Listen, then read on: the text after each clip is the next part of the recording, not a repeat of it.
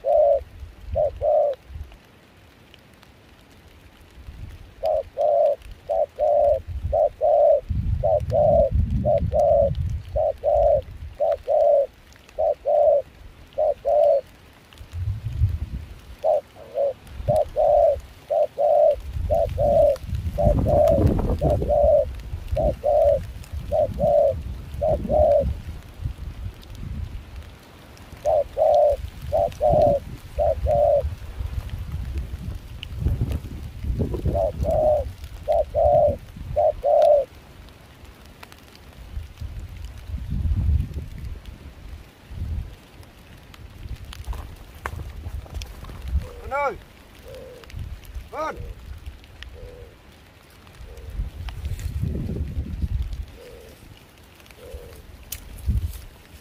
Kon ơi.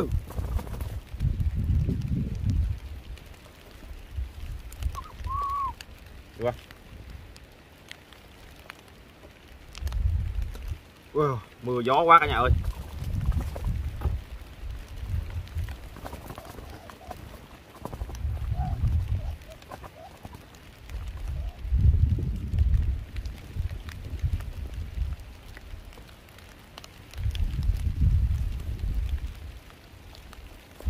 Đây cả nhà ơi, hôm nay bắt ngủ đồng, nước ngủ khá là tốt luôn cả nhà. Mà quýnh ngay cái đường này cả nhà, gió quá gió cả nhà. Cái quýnh kèo đầu tiên thả mồi ổ mà bắt không được, với lại gió quá, với lại có một cắt con mồi nó ngáo cả nhà ơi. Cả nhà thấy dông núi không, rừng bao la trống quá, nó là đại bàng nó lượn con mồi nó ngớ, cái xong là con mồi đó em ra đuổi con mồi bay đi, và em chuyển xuống dưới đây cả nhà. Đó, thả con mồi thổ kèm là bắt được nó đấy. Mồi mưa với lại gió lạnh quá nha, rung luôn cả nhà ơi. Đây, mình sẽ quay lại clip cho cả nhà xem cho nó rõ nha. Chim khá tốt, buổi đông là cực. Đây cả nhà thấy không, quá đẹp cả nhà. Này quýnh trên đường này cả nhà, hai anh em đi mà trời các bạn thấy gió mưa không. Đó, chim quá là đẹp luôn. Mặt mày cái mặt này nó quá lì luôn cả nhà. Quýnh trên đường này thấy người xong rồi thấy một cắt kêu quá, em đuổi xuống thấy em nó không sợ, chuyển xuống dưới gốc cây là quýnh chết. Rồi bội quá đẹp. Rồi cả nhà thấy clip hay nhớ like và đăng ký ủng hộ kênh nha. Em kết thúc video ở đây cả nhà, bây giờ đi trốn mưa thôi.